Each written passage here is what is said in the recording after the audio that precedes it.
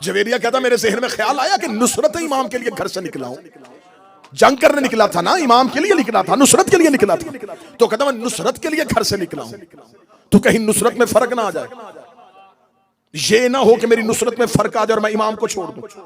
वो कहता मैंने कहा देर हो रही है लेकिन इमाम तो जानता है।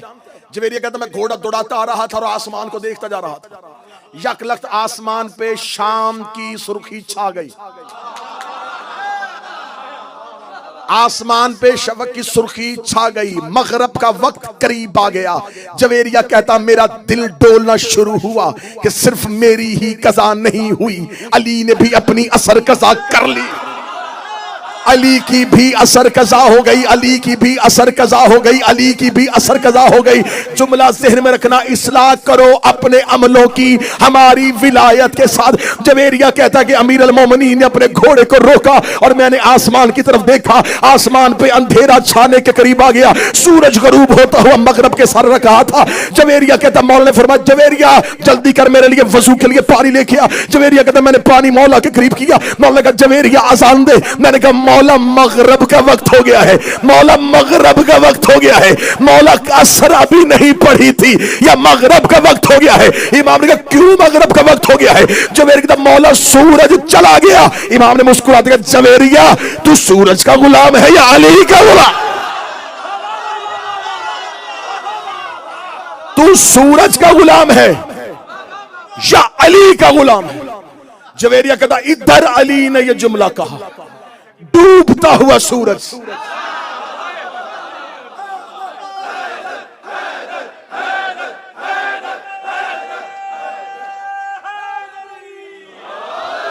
डूबता हुआ सूरज, डूबता हुआ सूरज मगरब से मकाम असर पे पहुंचा। अली की आवाज आई जवेरिया अब तू भी असर पढ़, मैं भी असर पढ़ूंगा। अब जवेरिया ने अपनी असल नमाज पा ली। क्यों? उसने अपने अमाल से इमाम की इस्लाह नहीं की, मौला के इख्तियार से, मौला की विलायत से अपने अमाल की इस्लाह। एक दलील ठीक है या इससे आगे दूं? चलो इससे अगली दलील। करबला में जाओ, हजरत मौला तुम्हें लेके जाए, हजरत हबीब इब्ने मुज़ाहिर, हजरत हबीब इब्ने मुज़ाहिर की कब्र पे आज भी मौला इमाम हुसैन की जरी के बिल्कुल सामने दरवाजे पे दाखिल हो, पहले हबीब है, जनाब हबीब जो है हुसैन की जरी का दरवाजा है, हुर हुसैन के शहर का दरवाजा है, हबीब हुसैन की जरी का दरवाजा है। दरवाजे पे सोया हुआ ये हुसैन का गुलाम। आज भी हजरत हबीब इब्ने मुज़ाहिर की कब्र पे जाओ, हजरत हबीब इब्ने मुज़ाहिर की कब्र के ऊपर वो खत लिखा है जो हुसैन ने हबीब को लिखा था। अब मैं किताबों में तो सब किताबों में लिखा था, मैं किताबों के नाम लेता तो मैं बहुत से नाम ले सकता था, लेकिन मैंने किताबों से ज्यादा बेहतर मजबूत रेफरेंस तुम्हें दे दिया कि ये खत कब्र हबीब पे लिखा हुआ है। कब्र हबीब के ऊपर आज भी वो खत लिखा है जो हुसैन इब्ने अली ने जनाब हबीब इब्ने मुज़ाहिर को लिखा था और कूफा से उनको बुलवाया था। उसका पहला जो खिताब है हुसैन इब्ने अली का वो है अस्सलामु अलैका या रजुल फकीह।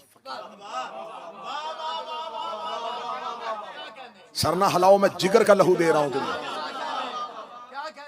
हबीब इब्ने मुज़ाहिर को लिखा हुसैन इब्ने अली ने, ए मर्द फकीह, हम मानते हैं उसे जिसे हुसैन फकीह कहते हैं।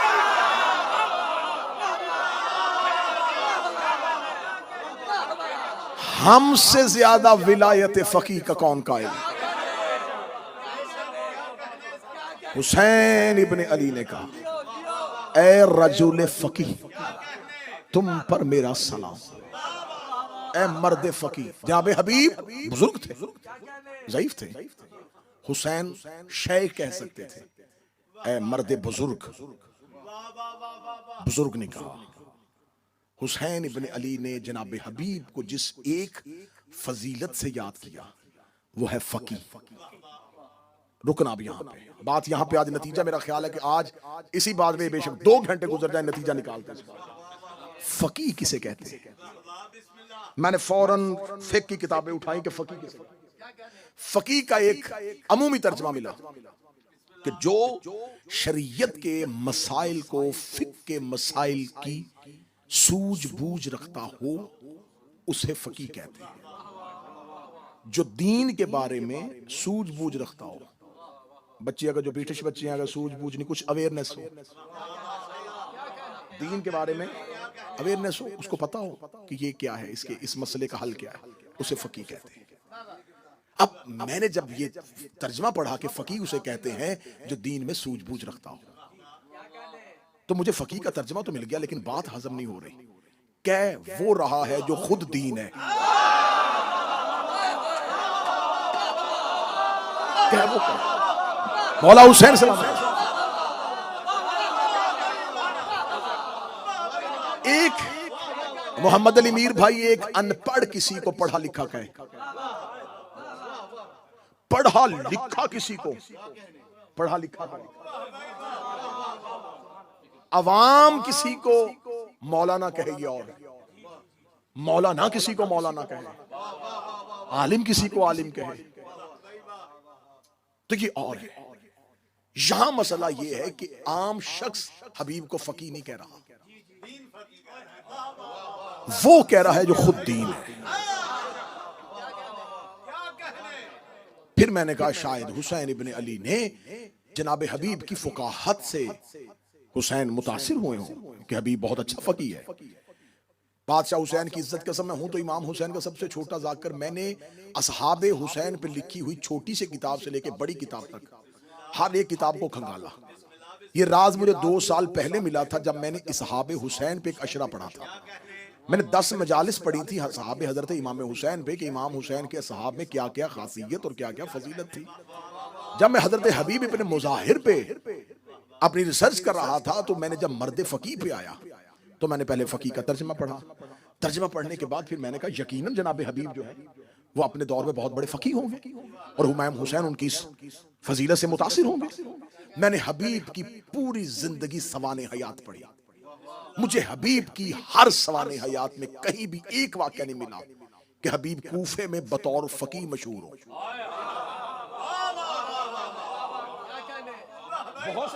बहुत से लोग थे, मुफस्सिर कुरान भी थे, बहुत से लोग थे, लेकिन जनाब हबीब फकीह के लिहाज से अपने शहर में मशहूर ही नहीं थे। तो जब हजरत हबीब फकीह के लिहाज से मशहूर नहीं थे, हुसैन ने मर्द फकीह क्यों कहा? फिर मैंने ढूंढना शुरू किया कि शायद फकीह उस दौर में इसका तर्जमा और हो और इस दौर में और हो। मुझे फकीह का तर्जमा ढूंढते ढूंढते ढूंढते मराशी नजफी कुम में आलिया के जनाब मासूमा के हर्रम में मदफन वो आलिम दीन जिसने पूरी जिंदगी हर्रम मासूमा में नमाज पढ़ाई, जिसकी लाइब्रेरी आज भी तुलाबे कुम के लिए एक इदारा है। सबसे बड़ी लाइब्रेरी मजहब जाफरिया के उलमा में से आकाए मराशी की है। मराशी ने फकीह की तारीफ करते हुए इन तमाम तारीफों से अलहदा एक इस्तिलाह पेश की। उन्होंने कहा फकीह उसे कहते हैं जिसके सामने एक वक्त में 2 अमल आए और उससे ये खबर हो कि इनमें से पहले क्या करना है।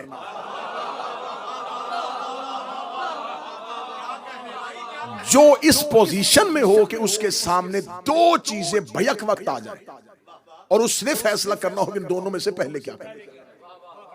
मसलन एक शख्स नमाज पढ़ रहा था या पीछे से किसी शख्स ने कहा कि मैं मर रहा हूं। अब अगर वो उसे बचाने के लिए जाएगा तो नमाज चली जाएगी।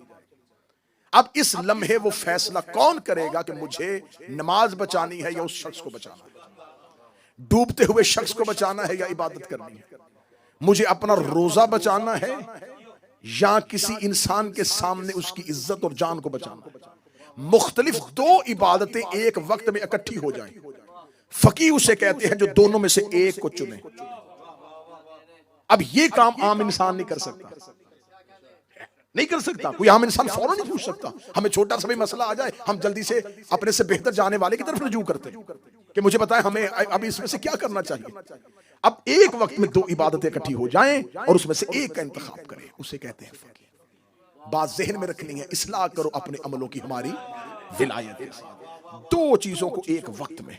मैंने जब ये तर्जमा पढ़ा तो मैंने कहा ये तर्जमा बहुत अच्छा है। अब मुझे हबीब की जिंदगी पढ़नी है। अब मुझे देखना है कि हबीब की जिंदगी में वो कौन सा अमल था जिसमें हबीब ने बैक वक्त दो चीजों में से किसी एक का इंतखाब किया हो। सवाने हयात को खोला, हबीब का बचपन पढ़ा, हबीब की जवानी पढ़ी, हबीब की रसूल से मोहब्बत, हबीब की अली से मोहब्बत, हबीब की हसन से मोहब्बत, हबीब की हुसैन से मोहब्बत। कूफा में जनाब हबीब के पूरी की पूरी सवाने हयात, जनाब हबीब की जिंदगी के मुकम्मल हालात का बगौर जायजा लेने के बाद मुझे कहीं भी ऐसा नहीं मिला हबीब की जिंदगी में कोई ऐसा वाकया रूनुमा हुआ। लेकिन जब मैं पहुंचता पहुंचता असरे अशूर पे पहुंचा, सुनना सुनना सुनना सुनना नतीजा सुनना, असरे अशूर पे पहुंचा तो अब दो लोग हैं जो नुसरत इमाम के लिए कूफा से एक ही वक्त में आए हैं। एक जनाब सईद इब्ने अब्दुल्ला और एक जनाब हबीब इब्ने मुज़ाहर। ये दोनों आ गए हैं, करबला में मौजूद हैं। इमाम हुसैन अलैहिस्सलाम नमाज ज़ोहर के लिए उठे हैं और इमाम हुसैन ने लश्कर से कहा कि बाजमात नमाज अदा करेंगे। फौरन लश्कर हुसैन के पीछे नमाज अदा करने के लिए खड़ा हुआ। हुसैन मासूम है, जो पीछे खड़े थे वो ना इमाम है ना इस्मत के दर्जे पे। कोई भी फुरात की तरफ वजू के लिए नहीं भागा।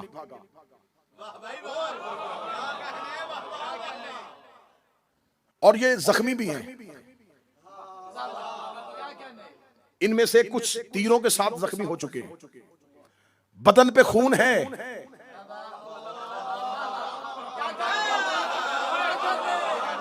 और वो हुसैन के पीछे अतात हुज्जत के लिए खड़े हो रहे हैं। जनाब सईद ने हजरत हबीब से कहा, हुसैन का दुश्मन बड़ा शातिर और मलाउन है, ये इंतजार कर रहा है कि हुसैन नमाज बाजमात करवाएं और हमें खौफ है कि ये मलाउन नमाज हुसैन का एहतराम नहीं करेंगे और ये नमाज पे हुसैन पे हमला कर देंगे। हबीब ने सईद से पूछा फिर क्या करना चाहिए।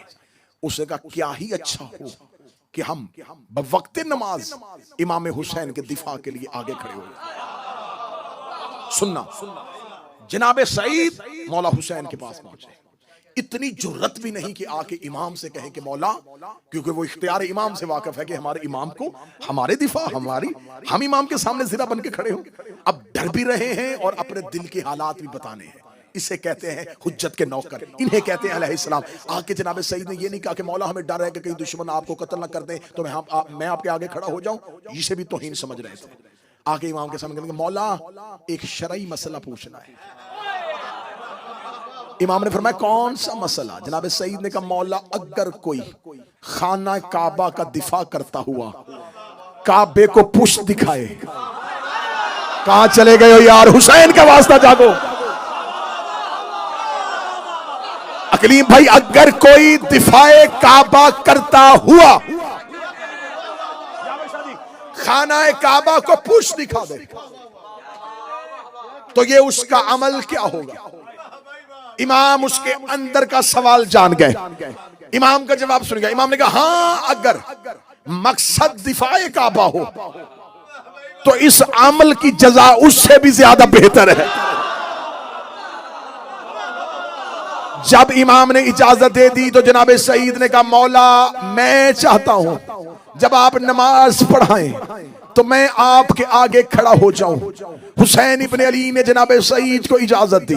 हुसैन ने मुसल्ला इमामत पे आके अल्लाहु अकबर कहा।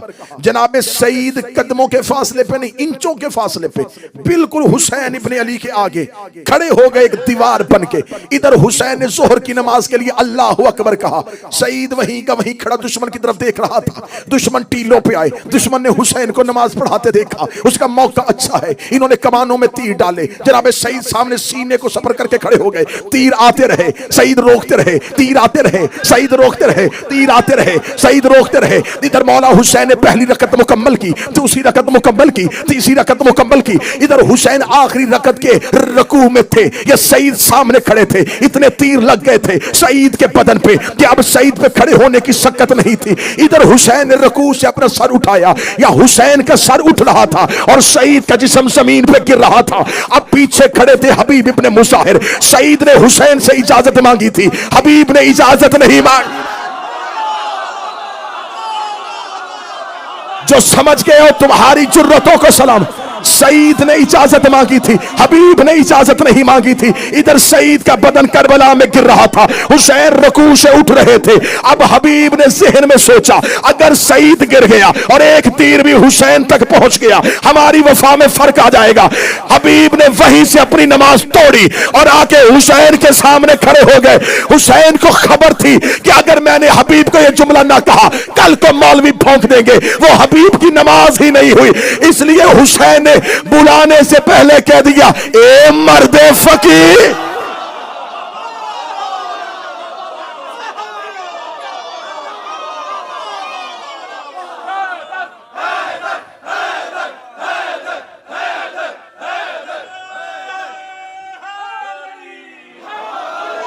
हुसैन जानते थे।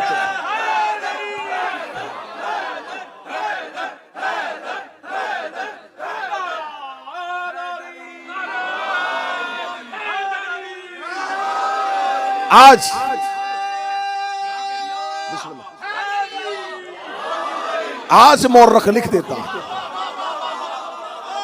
कि हबीब की करबला में एक रकत रह गई।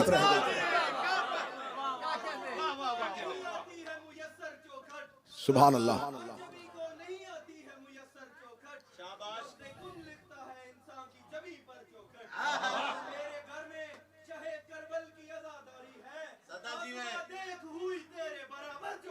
हाँ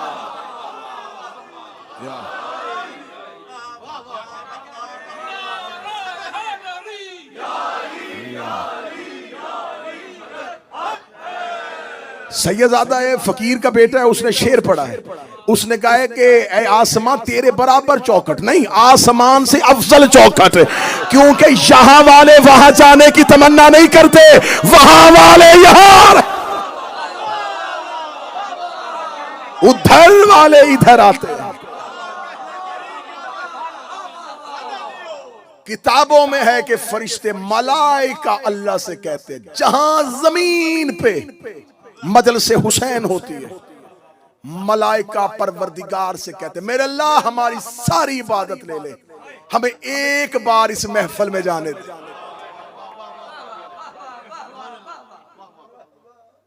ये मलाइका की सजदागाह है। बादशाह हुसैन इन हाथों को सलामत रखे। हुसैन इब्ने अली जानते थे, कल कह देगा मुअर्रख कि हबीब की करबला में एक रकत रह गई थी। हुसैन ने बुलाने से पहले फकी कह दिया, क्योंकि हबीब ने अपनी नमाज से हुसैन की इस्लाह नहीं की। हबीब ने अपना अमल नहीं बचाया, हबीब ने अपनी हुज्जत को बचाया। इस्लाह करो अपने अमलों की हमारी विलायत के साथ। विलायत आले मोहम्मद हमारे अमाल की इस्लाह का नाम है, हमारे अमाल में लड़ाई का नाम नहीं। शिया कौम इस्लाह अपनी करे अली की विलायत के साथ।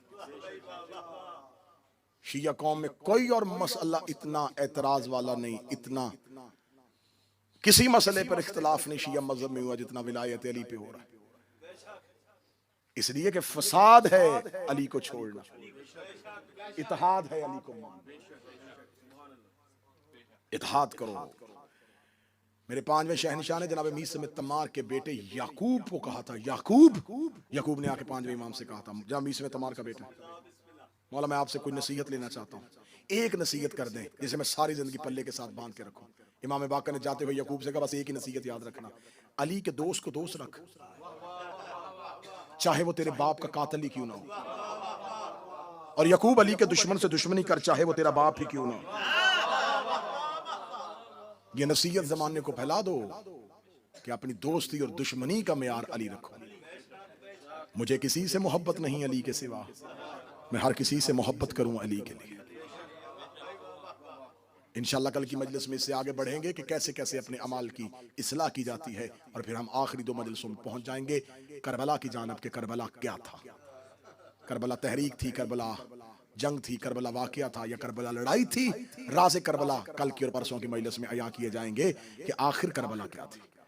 बस मैंने मेहनत के साथ आपको यहां तक पहुंचाया। ये सबक आज का याद रखिएगा कि इस्लाह करो अपनी, हमारी विलायत के साथ। उम्मत की इस्लाह है अली की विलायत, उम्मत का फसाद है अली का बुग़्ज़। इसी अली के बुग़्ज़ से इन्होंने अली के बदले अली की बेटियों से लिया।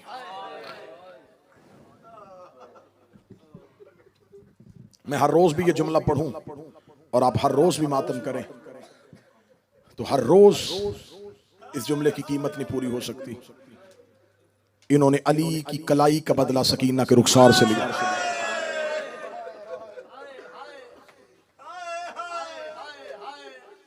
आज के दिन के लिए अगली सत्र देने लगा हूं। सत्र महफूज करना, हाय कह देना, सीने पे हाथ मार लेना, माफी मांग के सर झुका के 2 आंसू गरीब करबला को दे देना। इन्होंने हसन की तहरीर का बदला कासम के बदन से लिया।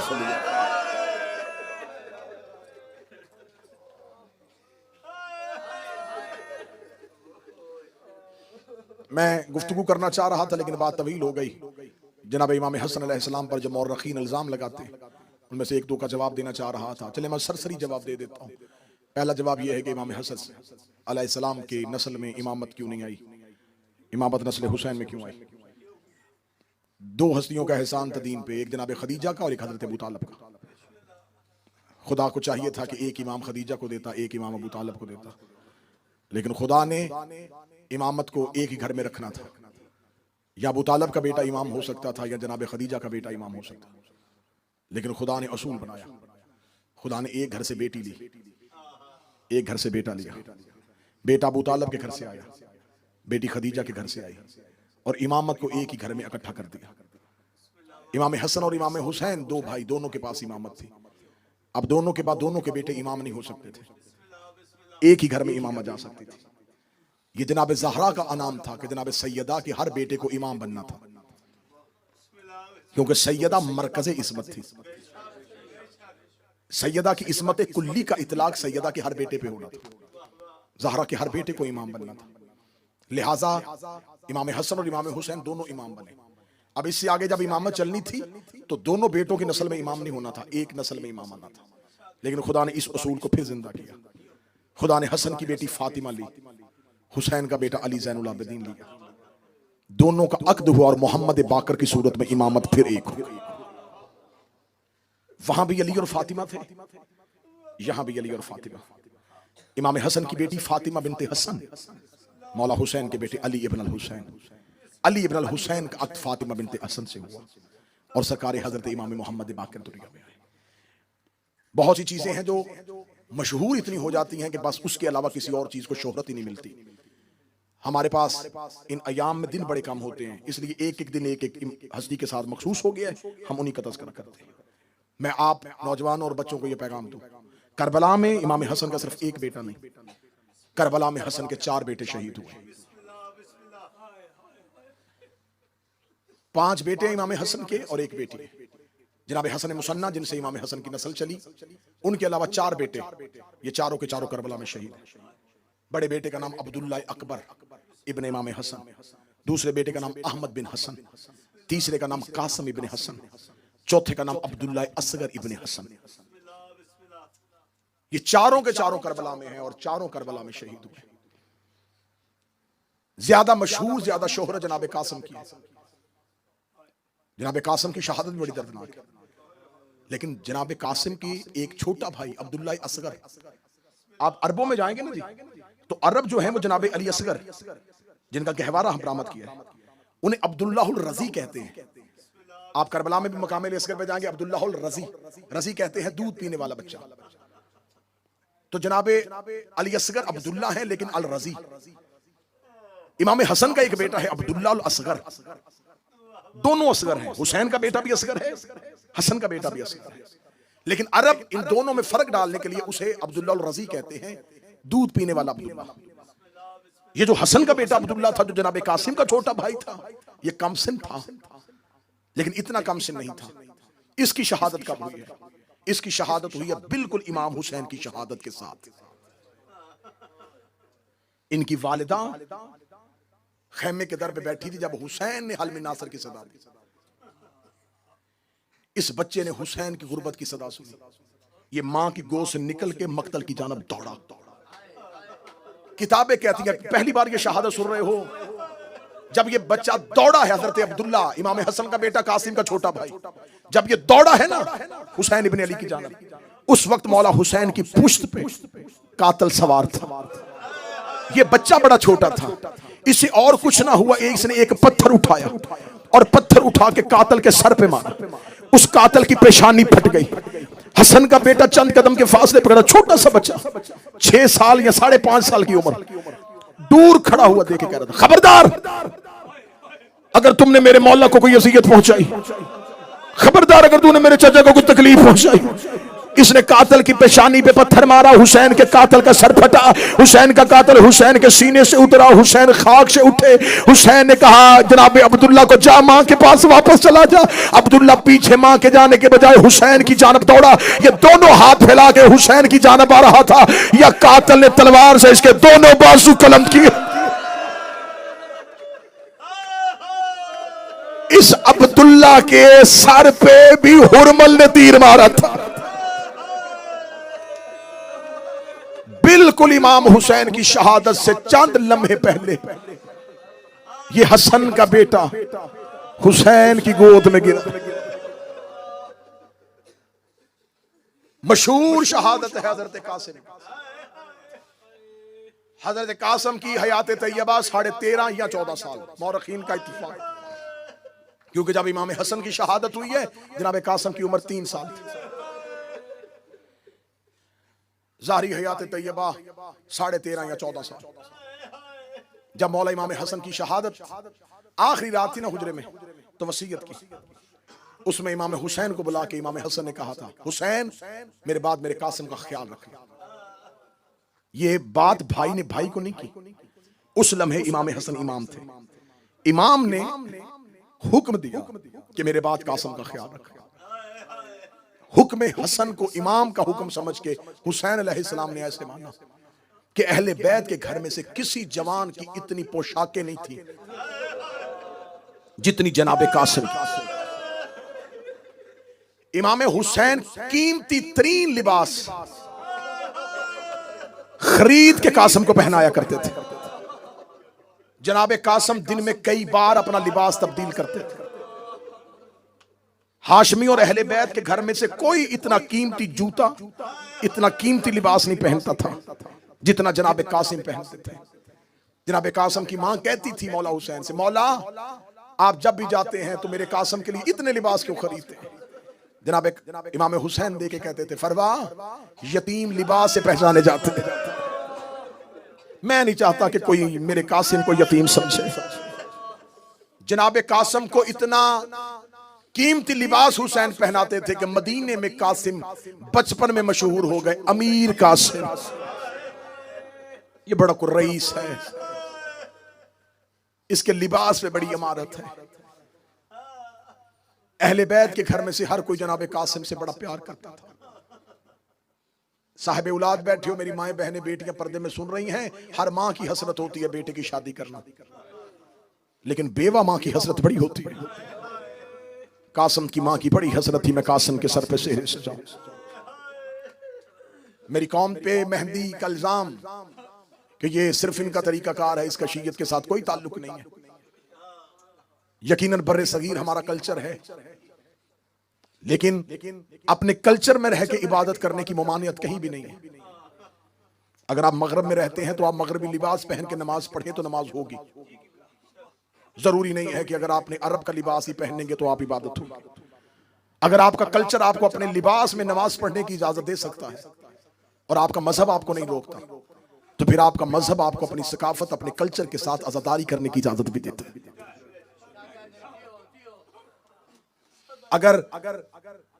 अरबों में ढोल के साथ गम मनाया जा सकता है, शहनाई के साथ गम मनाया जा सकता है। तो हम पर जो इल्जाम लगाते हैं ना, ये जो काम तुम करते हो, ये नजफ और करबला में तो ये अमल नहीं होता। तो नजफ और करबला में तो शहनाइयों के साथ मातम हुसैन हो, लेकिन हमारा कल्चर उस बात की इजाजत नहीं देता, क्योंकि हमारे यहाँ ये शहनाई, ये ढोल, ये सारी रसूमात जो है वो खुशियों के साथ। अरबों के यहाँ शहनाई का ताल्लुक गम के साथ भी है, उनके यहाँ ढोल का ताल्लुक मुनादी के साथ है, निदा के साथ है, लोगों को इकट्ठा करने के लिए। लिहाजा जब वही हमारे कल्चर में आता है तो वो एक खुशी की रस्म बन जाता है, लेकिन वही फेल जब अरबों में जाता है तो वो गम के लिए। लिहाजा अब ईरानियों के यहाँ तस्वीरें मुसव्वरी करके अज़ादारी करना राइज है।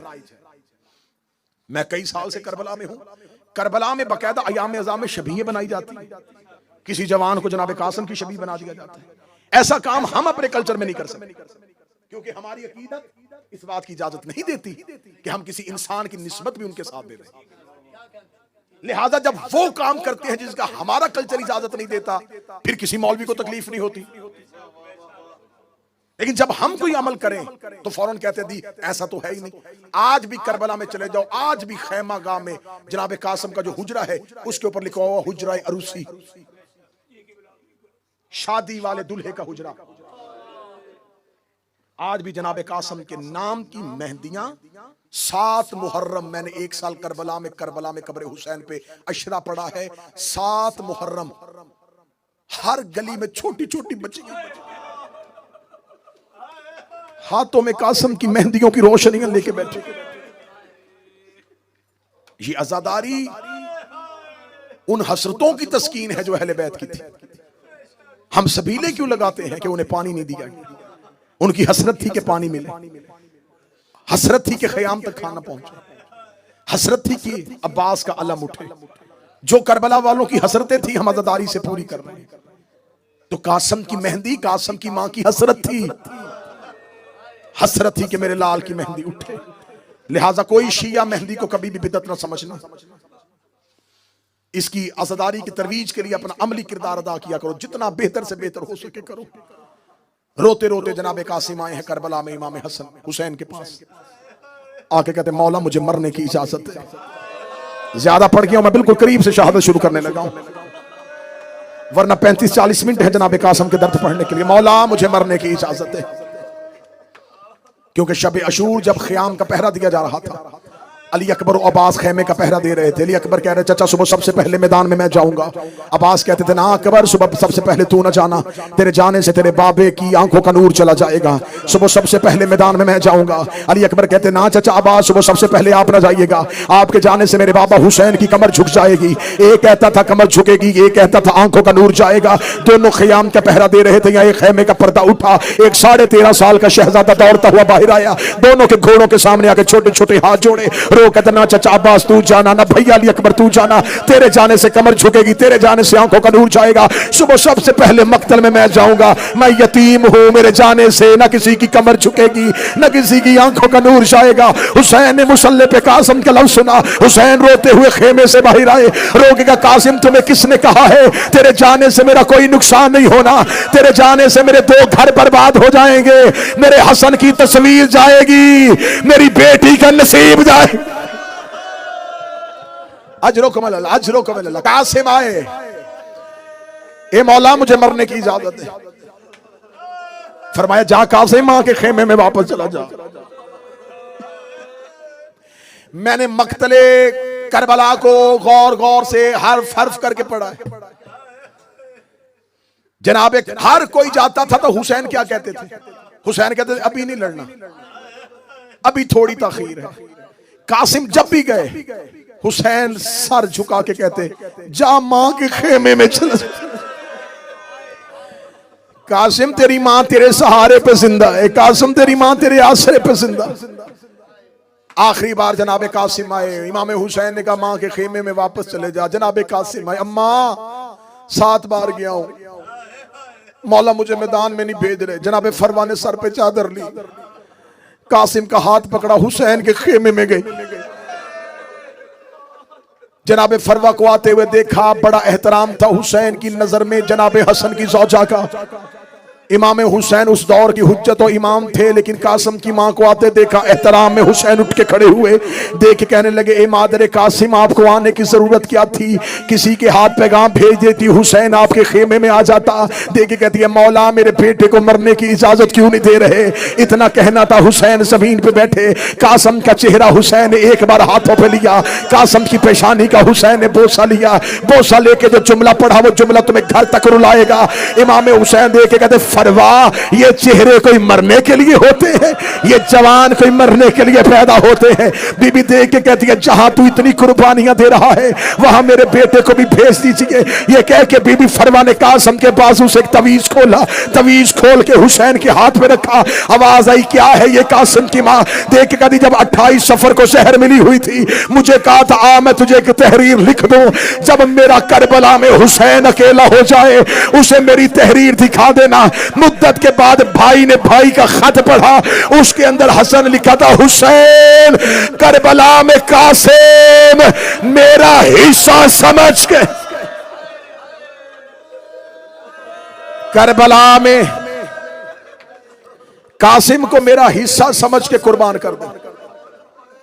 हुसैन ने भाई की तहरीर पढ़ी, आंखों से लगा, तहरीर पढ़ने के बाद आंखों से लगा के हुसैन की आवाज आई, कासिम की मां, मैं कासिम को तैयार करता हूं, रुका हूं ताकि सांस लो, अगली सतर सुनना और घर तक रोना। हरफ हरफ का दामन, लफ्ज लफ्ज का दामन, जिसे 14 साल अकलीम भाई कीमती से कीमती कुर्ते पहनवाए, अब हुसैन मक्तल पे कासिम को भेजने लगे हैं। मैंने मक्तल को बगौर पढ़ा है कि हुसैन ने खुद कहा मैं तैयार करूंगा। हुसैन ने कासिम को अपने हाथों से खुद तैयार किया है, अकबर को अकबर की मां ने तैयार किया है, ओना मोहम्मद को ओना मोहम्मद की मां ने तैयार किया है, असगर को बीबी रुबाब ने तैयार किया है। हुसैन ने कहा कासिम को मैं तैयार करूंगा। हुसैन ने खेमे का पर्दा गिराया, हुसैन ने कोई कीमती कुर्ता नहीं, हुसैन ने कफन कासिम को पहनाना शुरू किया। हुसैन ने जिंदा कासिम को कफन पहनाया। हुसैन ने कासिम के सर पे तातुल हनक बांधी। ये करबला का पहला शहीद है जो मक्तल में कफन पहन के गया। उलमा कहते हैं कि इसकी वजह यह है, दो वजूहात उलमा ने लिखी। उनका पहली ये, हुसैन को खबर थी कि कूफी और शामी जानते हैं कि कासिम का लिबास कीमती होता है, कहीं ये कासिम का लिबास ना लूटे। दूसरी वजह यह थी कि हुसैन जानते थे इल्म इमामत के साथ कि कफन हमेशा जनाजों को पहनाया जाता है, इस गरीब के लाश के टुकड़े उठाने हैं। हुसैन ने खेमे से कफन पहना के भेज, कासिम के गिरेबान को चाक किया, तातुल हनक बांधी। जनाब अब्बास ने हाथों से उठा के घोड़े की जीन पे कासिम को रखा। कासिम मां को विदा करने के लिए खेमे में गए। जिसने रोना है वो ज़हन में सोचे, अगर अल्लाह ना करे, अल्लाह ना करे, अल्लाह ना करे, किसी मां के सामने उसका बेटा कफन पहन के खड़ा हो। कासिम कफन पहन के मां के खेमे में आए। जनाब फरवा की आंखों पे अंधेरा छा गया। कासिम ने अली की बेटियों से विदा किया। शहजादा कासिम घोड़े की सीन पे बैठा था। मक्तल कहती है ये पहला शहीद था जिसने कफन पहना। दूसरी खासियत, दूसरी निशानी ये करबला का पहला शहीद था जिसके पांव रकाब तक नहीं जा रहे थे। अरबों को पता ही नहीं था कि इतनी उम्र के बच्चे भी मैदान में जाते हैं। हर रकाब कासिम के कद से ज्यादा लंबी थी, रकाब तक पांव नहीं थे। जनाब अब्बास ने कासिम को घोड़े की सीन पे बिठाया। जनाब कासिम ने मक्तल पे आके पहला रज्स पढ़ा। जनाब कासिम ने कहा, ओ जिसने हसन की जंग देखनी हो, मैं हसन का बेटा हूं, मैं मुस्तफा का बेटा हूं, मैं खदीजा का बेटा हूं, मैं अबू तालिब का बेटा हूं। जनाब कासम का एक रोबदार रज्ज है जो करबला में जनाब कासम ने पढ़ा। अर्जक नामी मलाउन ने अपना पहला बेटा भेजा, कासम ने फिनार किया। इसने दूसरा भेजा, कासम ने फिनार किया। 4 बेटे अर्जक के जनाब कासम ने एक हाथ से फिनार किए। ये खुद बिफरता हुआ सामने आया। जनाब कासम ने एक लम्हे में इसे वास्ले जहन्नम किया। 4 अर्जक के बेटे अर्जक को कत्ल करने के बाद जनाब कासम ने घोड़े को एड़ लगाई। वहां गया जहां टीले पे हुसैन बैठे थे। हुसैन के पास जमीन पे बैठ के कहता, चचा मुझे प्यास लगी है। हुसैन ने अपनी अंगुष्तरी निकाल के कासम की जुबान पे रखी। जनाब कासम फिर घोड़े की सीन पे आए। कासम ने दोबारा हमला करना शुरू किया। फिर जनाब कासम ने इतना जोरदार हमला करके अब कासिम हुसैन के पास नहीं, अब अब्बास के पास आए हैं। आके कहते हैं, चचा गाजी मुझे बड़ी प्यास लगी है। अब्बास ने कासम की पेशानी चूम के फिर कासम के मक्तल में भेजा। अब्बास टीले पे खड़े अपने लायक भतीजे की जंग देख रहे थे, या एक मलाउन फजर इब्ने काब देख रहा था। जनाब कासम का घोड़ा इसके करीब से गुजरा। इस मलाउन ने अपना नेजा कासम की पुश्त में मारा। कासम की पुश्त से नेजा निकल के कासम के सीने से निकला। जनाब कासम ने घोड़े से गिर देखा, चचा मैं गिर गया। जनाब कासम का इतना जुमला कहना, नारा देख रहा मेरी तरफ। अभी कासम घोड़े की जीन से गिर रहे थे। कासम के पांव रकाबों में फंस गए। इन बेगैरतों ने कासम के घोड़े को दौड़ाना शुरू किया। कासम का घोड़ा करबला में दौड़ा। हुसैन टीले से भागे। हुसैन लश्कर में देख के कह रहे थे, और मेरा भतीजा अकेला रह गया, और मेरा यतीम अकेला रह गया, और मेरे हसन की तस्वीर अकेली। हाय हुसैन के, हाय हुसैन, हाय हुसैन।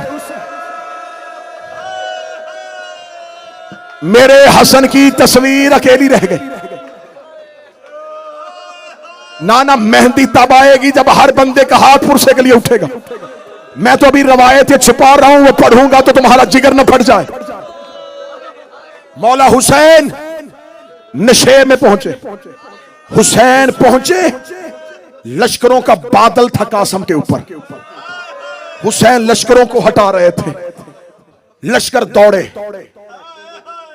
हुसैन ने एक दफा मक्तल में देखा, हुसैन को हसन का यतीम नजर ना आया। हुसैन ने करबला में भागना शुरू किया। दौड़ दौड़ के हुसैन कासिम को ढूंढ रहे थे। कासिम चचा लेने आया है, एक कासिम मुझे आवाज दे, बाबा लेने आया है। जब कहीं से आवाज ना आई, हुसैन ने दोनों हाथ कानों पे रखे। आवाज आई, कासिम मैं इमाम बन के बुला रहा हूं। कोई टुकड़ा उधर से उठा, कोई टुकड़ा इधर से उठा। आवाज आई, बाबा तेरा कासिम तकसीम हो गया।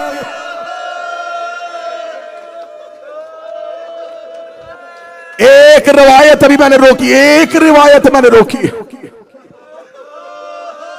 सांस लेके वो रिवायत सुन लेना। गरीब ने अपने अमामे की चादर बना के डाली। इस रिवायत के बाद ना मैं पढ़ूंगा, ना इस रिवायत के बाद तुम सुन सकोगे। मैंने हमेशा यह दावा किया है कि मैंने करबला में जब अशरा पढ़ा था, मैं डर रहा था, क्योंकि ये शहादतें दुनिया के किसी और हिस्से में नहीं, हुसैन और अब्बास की कब्र पे पढ़नी थी। मैंने मक्तल की रवायात की परख के लिए, जांच के लिए उलमाए मुकातल से रजू किया। मुझे वो रवायात मिले जिनकी सनद मोतबर हो, जिस रवायत में कोई शक ना हो, जो रवायत सीनों से जाकरी के लिए ना पहुंची हो, जो रवायत अरब किताबों की जीनत बनी हुई है। मैंने सैयद मोहम्मद तबातबाई की बारगाह में हाजिर हुआ। मैंने कहा मुझे जनाब कासिम की शहादत के अहवाल लिखवाइए। वो जनाब कासिम की शहादत के अहवाल लिखवाते रहे। उन्होंने मुझे लिखवाया कासिम का पहला हमला, उन्होंने मुझे लिखवाया कासिम का दूसरा हमला, उन्होंने मुझे लिखवाया कासिम का तीसरा हमला, उन्होंने मुझे जनाब कासिम का रजस लिखाया, उन्होंने मुझे जनाब कासिम ने जिन जिन को वाज़ जहन्नम किया था वो लिखवाया, उन्होंने मुझे जनाब कासिम की हयात तैयबा लिखवाई। लिखते लिखते ये बारगाह है दुआए ज़हरा, जनाब ज़हरा के घर में इन 14 की कचहरी में खड़ा होकर कह रहा हूं। जब मैंने पूरी लिखनी शहादत के बाद मैंने कहा किबला, हम पाकिस्तान और बर्रे सगीर वाले पढ़ते हैं कि हुसैन ने कासिम की लाश के टुकड़े चुने थे, कासिम की लाश के टुकड़े चुने थे, कासिम की लाश के टुकड़े चुने थे। हुसैन खेमे में भतीजे की लाश के टुकड़े लाया था। उन्होंने रो के मुझे कहा, क्या तू अरबों के घोड़ों को जानता था? अरबों के घोड़ों के सुम्मों का वजन क्या होता था? मैंने कहा फिर हुसैन गठड़ी में क्या लेके आया था? रो के कहने लगे हुसैन रेत इकट्ठी करता रहा जहां कासिम का लहू मिला हुआ था। रो रो के कहता रहा, ओए उम्मत ने मेरा बेटा करबला की रेत पे मिला दिया, नहीं मिला गरीब को कोई टुकड़ा। लहू भरी रेत इकट्ठी करके ज़ैनब के खेमे मातमे हुस्न।